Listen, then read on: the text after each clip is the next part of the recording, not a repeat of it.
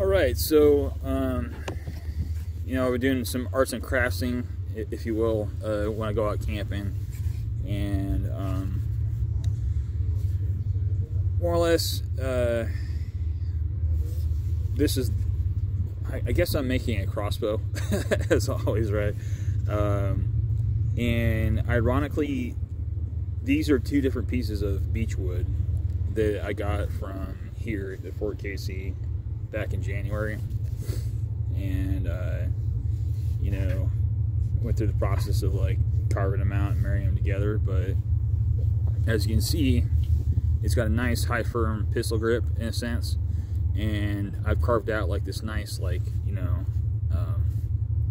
forward hand grip, if you will, right? So boom, right?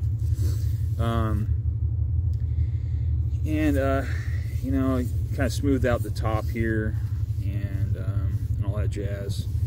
But what I did last night or yesterday was I went and found a couple of like nice pieces of wood that are like Y-shaped or like round shaped in a sense. So I haven't decided which piece I'm going to go with. I might just carve them both out to marry them together like this, right? You know, so try to get this camera view. So if you see, try to put it like that, you know, it's going to go like something like that is what I'm thinking of, right?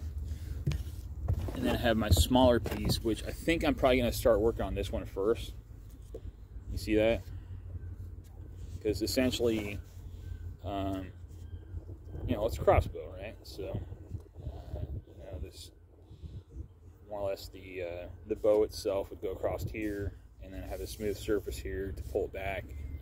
I'm pretty sure I could probably figure out how to do some sort of trigger housing group here, but we'll cross that bridge when we get there. But yeah, and again, to marry these two pieces together, I used what was it, that E9000 super glue or whatever, you know.